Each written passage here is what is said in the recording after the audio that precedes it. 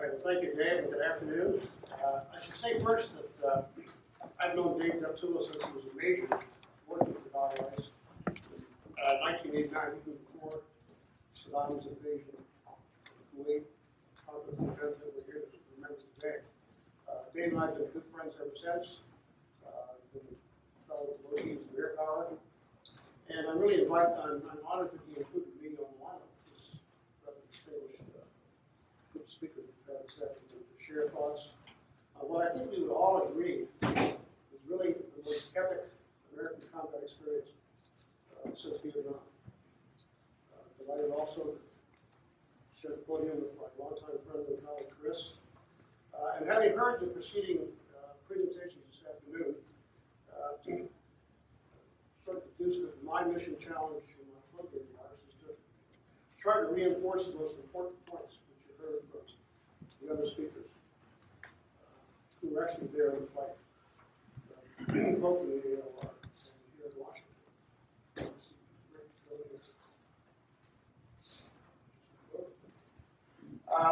Okay, to begin with, as most of you all will remember, not long after Desert Storm ended, Secretary Rice commissioned the Gulf War Air Power Survey, or GWOPS, as it's more commonly known. This was an in-depth 5-volume assessment of the air war modeled on the U.S. Strategic Bombing Survey conducted after World War II. It was led by Professor Elliott Cohen at the Johns Hopkins School of Advanced International Studies here in Washington.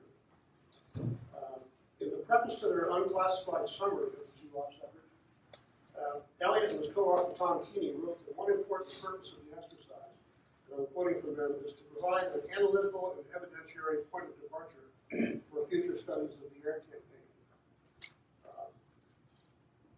Inspired by that enticement, I reached out shortly thereafter to try to do my best in making broader sense of the Gulf War in this meeting. In the study that's shown here on the slide, it was eventually published by Cornell University Press in 2000 and was sponsored by General Fogelman during his time as chief. I gave the title a lot of thought. Finally chose as my title The Transformation of American Air Power. That was, I will frankly admit now, before what I later came to call the T word was so popularized and frankly devalued by the Rumsfeld Pentagon that it eventually ended up meaning pretty much anything one might want it to be. But I still have no regrets over that choice because if you think about it, if used with proper discipline, transformation is an uncommonly powerful word. My dictionary defines transform as to change the nature or character of something radically. And I think that's exactly what happened to the substantially improved air posture that we took finally to the war against Saddam in 1991. We've already heard first-hand testimony this afternoon from those who were there regarding the main details. I will not try and repeat any of those details now. Let me just say that after the ceasefire went into effect, there was no doubt in anyone's mind about the determining influence that the initial air attacks had in producing the subsequent course and outcome of Desert Storm. Those attacks against Iraq's air defenses and command and control facilities were affected more than 600 strike sorties launched the first night in radio silence against Iraq's most significant targets. Only one coalition aircraft lost, a Navy F-18, presumably to a lucky fire missile shot from an Iraqi MiG-25 that had escaped detection by AWACS and at the time. And as you heard earlier, over the next 3 days, the air war struck the entire spectrum of Iraq's military assets, gaining unchallenged control of the air, and the needed freedom to operate with virtual impunity against Iraq's airfields, ground forces, and other targets of interest. In one of the first really thoughtful analytical assessments of the campaign after the war by still, I think, most respected British commentator on air power, Air Vice Marshal Tony Mason.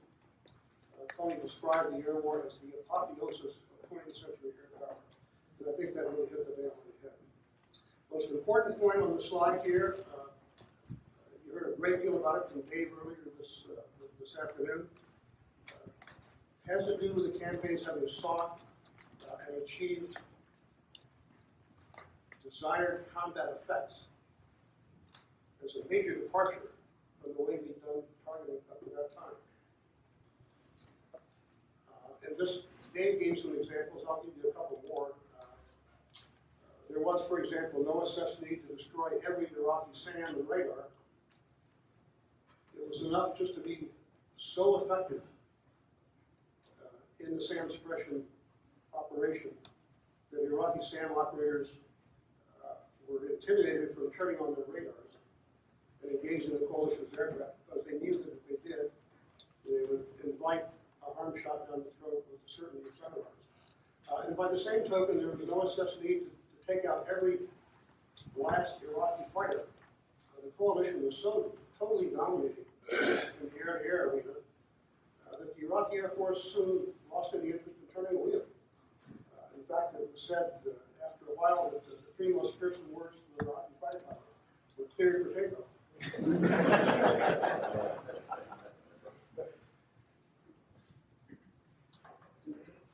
Okay, to sum up the highlights, I would say that American Air Power showed in Desert Storm that it had finally matured in its ability to deliver the kinds of outcome-determining results that the early visionaries of air power promised decades before.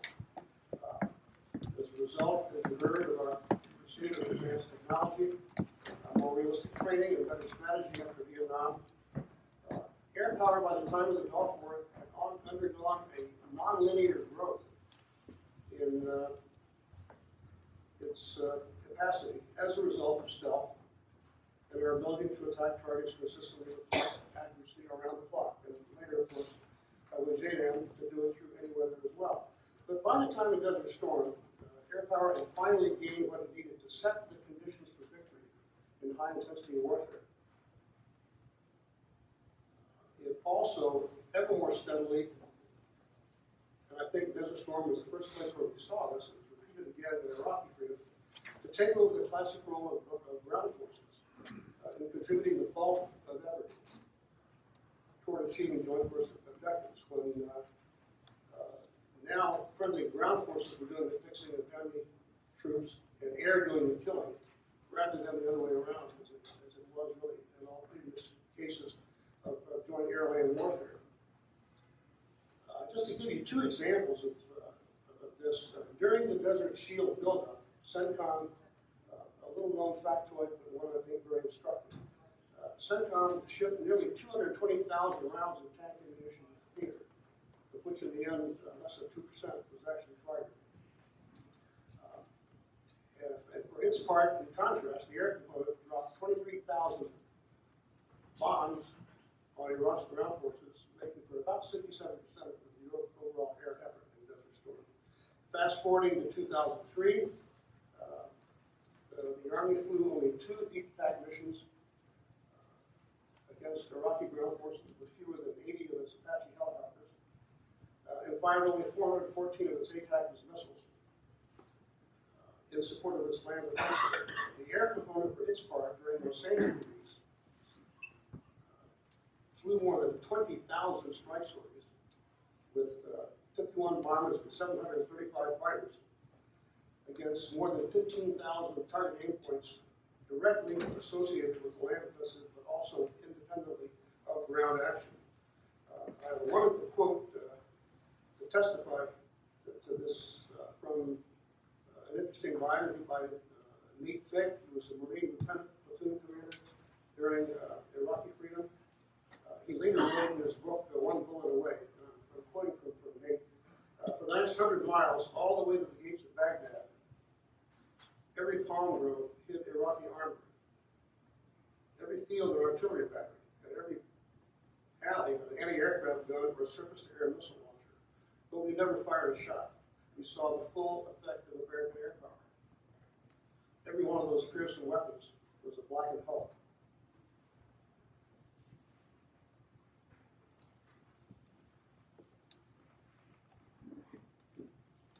Some, after the dust settled, some saw the air contribution to the Gulf War as just a one-off anomaly.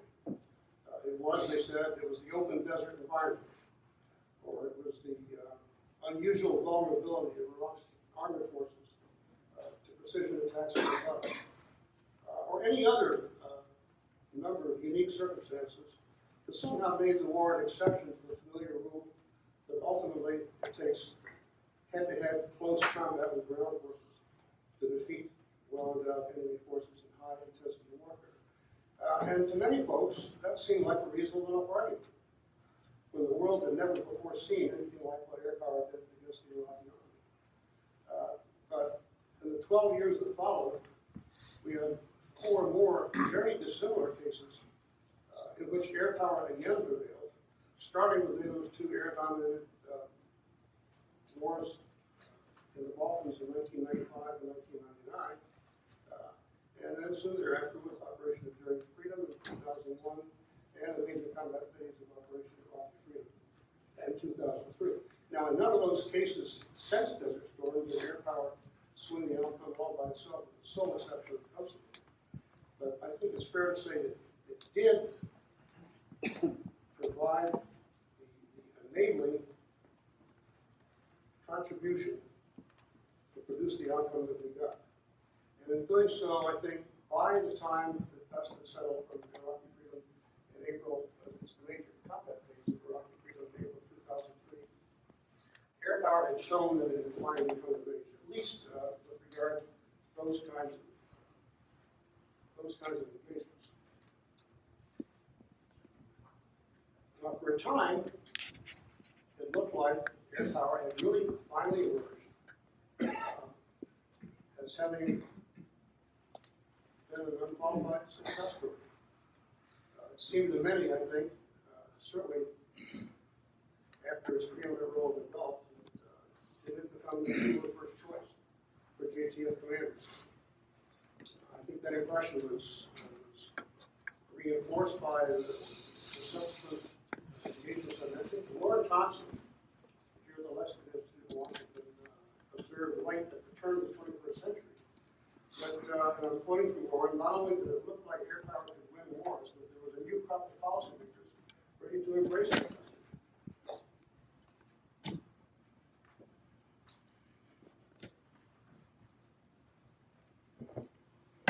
However,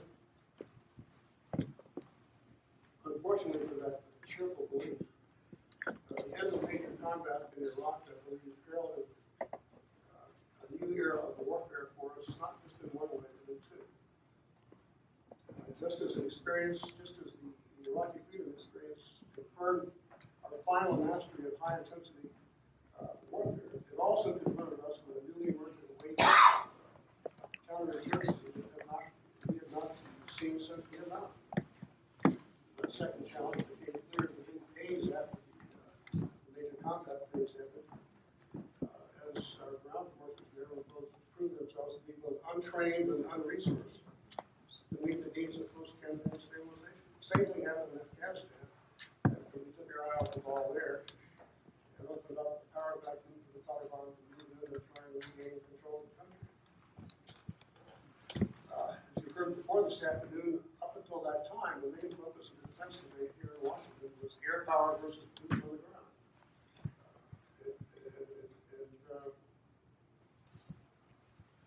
On the eve of the Iraq War, it seemed that the boots on the ground school was clearly the working leader in the inter-service of the war of the resources. But, then we had 5 or 6 years of costly insurgency operations in both Iraq and Afghanistan that entailed a very different type of our weaknesses rather than our strengths. And thanks to that, the boots on the ground community got a new lease on life. As the spotlight moved from air power to our ground forces that were taking the brunt of losses and have the greatest claim on resources. And that lasted for years.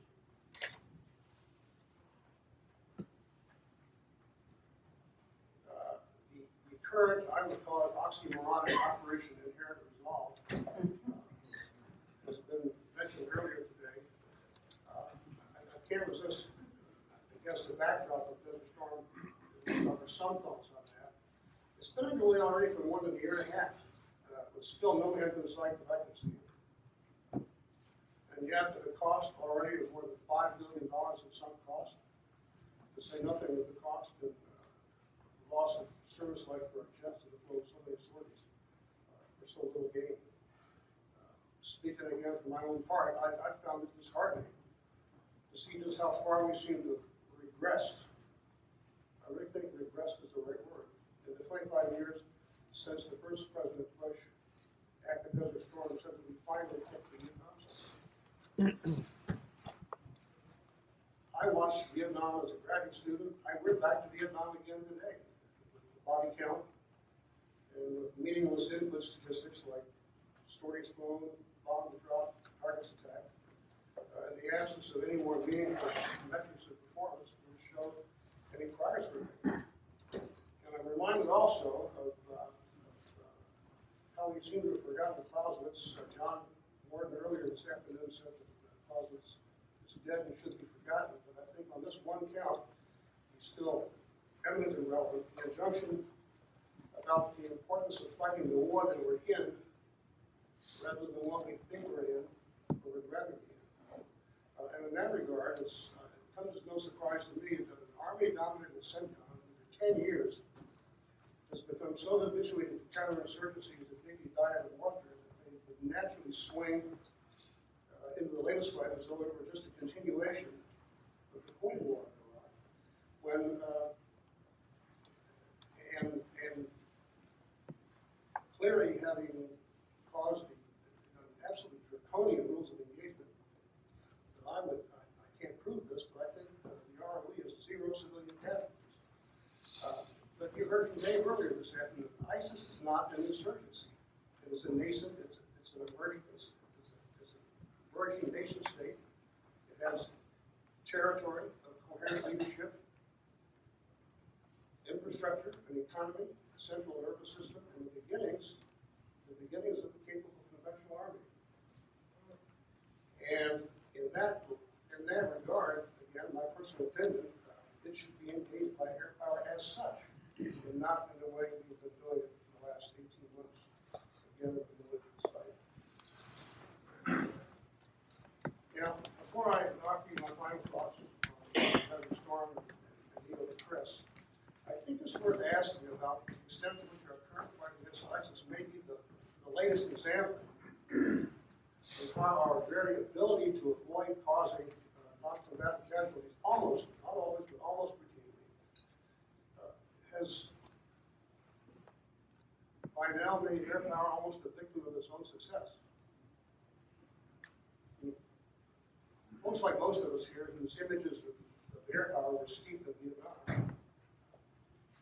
I had my eyes watered watching every night on the nightly TV news video clips from cockpit weapon systems video of LTVs homing unerringly down the air shafts of hardened bunkers. Wow, air power can do this. But, although for a time that capability naturally led airmen strive for avoiding civilian casualties to the extent possible, by the time we got to Operation Delivered Force in 1995, only 4 years later, everybody had become so habituated to our ability to be active that what we once strove for in good faith because we could do it now became a precondition. Thou shalt not kill civilians became a precondition for getting an okay to drop. And to the point where even one civilian casualty is now front page news about the phone. You see that today. It's been that way ever since Operation Inherent Resolve in August of 2014. Okay, true enough, I think, I can't speak for airmen in the room here, but I think the improved capability of air power has brought with it a new responsibility on the part of airmen to make the most of that ability of our target line. It's also the responsibility, I would think, of our senior civilian leadership and even our senior military leadership to do a better job of managing public expectations about what is and is not doable. But even the laws of armed conflict are not anywhere near proposed rules of engagement. Otherwise, what happens is collateral damage avoidance continues to trump mission accomplishment, which in my mind is the tail wagging the dog. We can do better than that. All right, just by way of summarizing what I've tried to lay out before, how can we summarize the takeaways that really matter? For my money, air power, American air power, between the end of the Vietnam War and the start of Desert Storm, have evolved to a point where it's become truly strategic, in General Horner's term, become truly strategic in nature thanks to its ability for the first time to produce outcome-determining results. That was not the case before the advent of precision target attack and vastly better real-time battle space awareness made it all possible. Earlier wars were limited in what they could do because it just took too many aircraft, too many losses to achieve too few results at too high cost. I think I read that something Rich King wrote some years ago. A thought worth remembering. But by 91, air power had reached the point, our air power, where it could make its presence felt quickly. It could impose effects on an enemy from the very start of fighting. Now, in substantial part by allowing unopposed ground movement, and thereby establishing the conditions for achieving its ATF commander's campaign goals very quickly. Or to put it more briefly, it allowed freedom from attack and freedom to attack, something that's, I think, quite new in the sun, starting with that. But it wasn't just technology. I think this is an important point never to forget. It was Les Aspin, when he was still the chairman of the House Armed Services Committee after Desert Storm, said, he said, one, the equivalent word that was vindicated against its critics.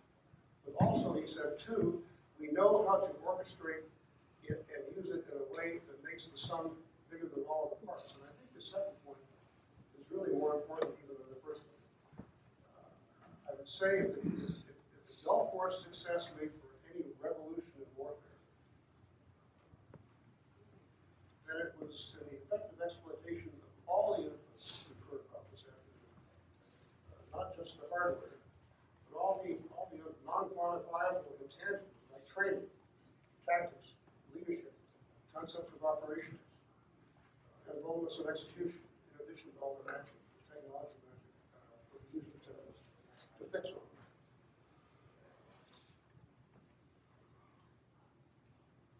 And if all that is true, I would suggest that the time is long past for airmen to stop drawing their intellectual sustenance from outmoded prophets like Julio Today, and even the namesake of the entity that convened this event, Billy Mitchell,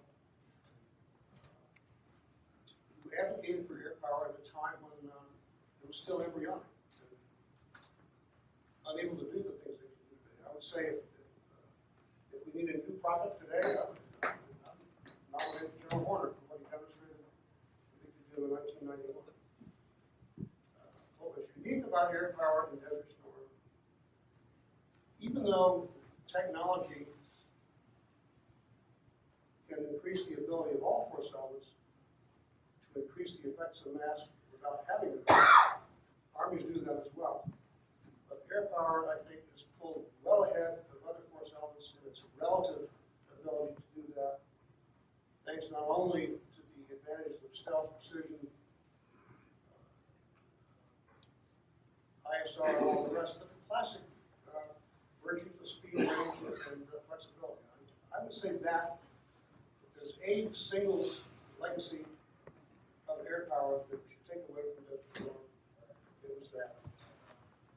Demonstrated for the first time in Desert Storm, and truly reflected the transformed American air posture.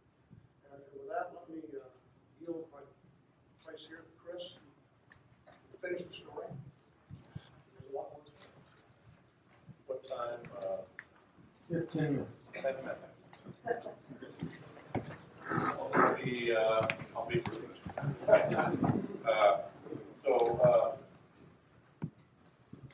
talked about in the the late 70s, 80s, there was discussion that we were undergoing a revolution in military affairs.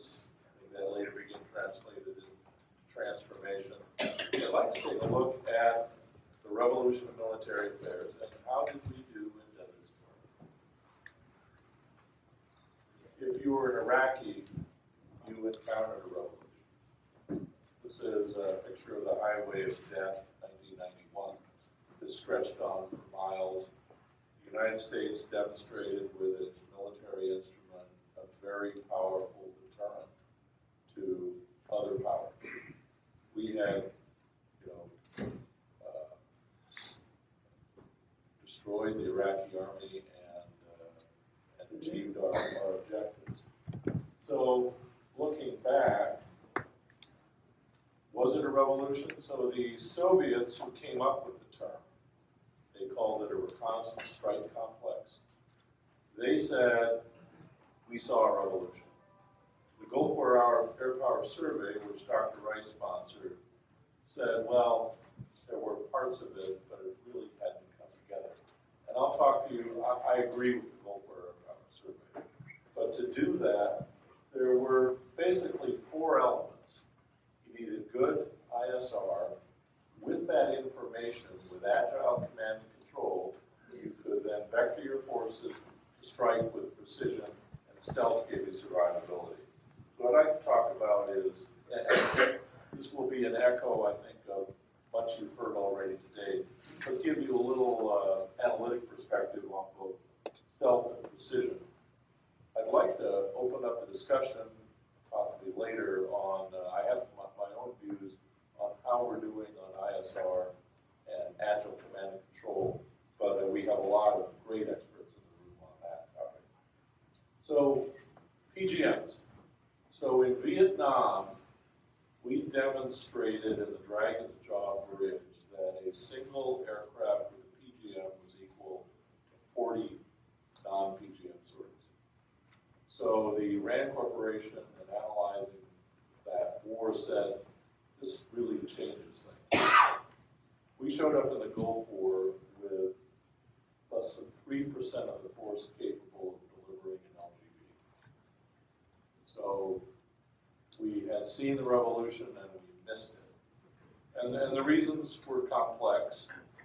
We focused on Europe. The weather was crappy. Offensives were very lethal. We had to go low. And the line that was used was you use a smart airplane to make a dumb bomb smart. Well, the problem was we got into Desert Storm and we went to altitude, and suddenly all those dumb bombs were still dumb. So, there are a variety of ways this was looked at. The Gulf War Air Power Survey said they were 13 times more effective. The Defense Science Board said 12 to 20 times more effective. I'm not a mathematician, but we had 108 jets with LGB capability. By this math, they were equal in capability to the rest of the force. So this time we got the message. Okay, so this chart shows the number of weapons delivered broken by unguided and guided. The bar chart shows the percentage of total weapons delivered by those categories. And in the last two wars, we're getting over 50%. I would wager in the current operation it's 100%. But we've embraced the precision revolution. A lot of talk after the war, getting weathered out, the bad weather. We needed to go to adverse weather weapons, the development of the JDAM, and that had two things. One, you could bomb through weather. Secondly, you could add precision capability to the entire force at low cost. You didn't need to do major modifications to the aircraft or add pods or that kind of thing. So we saw over the wars, you can see the number of adverse weather or all-weather weapons, 87% in enduring freedom. And one thing that was missed was before the bombers couldn't really make as great a contribution because you couldn't take advantage of their payload. suddenly you could fractionate the payload and strike a lot of targets. So we saw this in Afghanistan. So 10% of the force delivered 66% of the weapons. And the majority of these were precision-guided weapons. So this really unlocked the potential of the bomber. Okay, turning to stealth. 1% of the force was stealthy. In 1991, the U.S. Air Force had 4,000 total active aircraft. And Davis talked about this. This was rapid secrecy, and it was all double their secret, and that inhibited operational planning. I think General Deptula has pointed out hit more targets than in 2 years in World War II. But a couple of statistics: 117, 5% of the combat force, 40% of the targets on the first day, 2% of the sorties, 40% of the strategic target base, and it opened up, as General Deptula described, a whole new way of war. With the advent of the B-2, that added payload and range to the mix, and this is kind of an interesting perspective. So 6 aircraft flying from Konitz struck 33% of the targets compared to that armada on the right. Now, as Dr. Rice pointed out, the reason was they were the only ones that had the JDAM, and thus the only ones who could hit through the weapons. But it's still a history. So, looking to the future, how are we doing on stealth? So, this estimates the total force, Air Force and Navy in 2022. So, the B-2 got curtailed at 20, the F-22 curtailed at 187, the F-35 is starting to come into production. Right now, just in 6 years, only a quarter of the force will be stealth. So, in terms of report card, precision, I give us an A. Stealth, C. ISR and Agile Command and Control, I have my thoughts, but I'll leave that for discussion. David.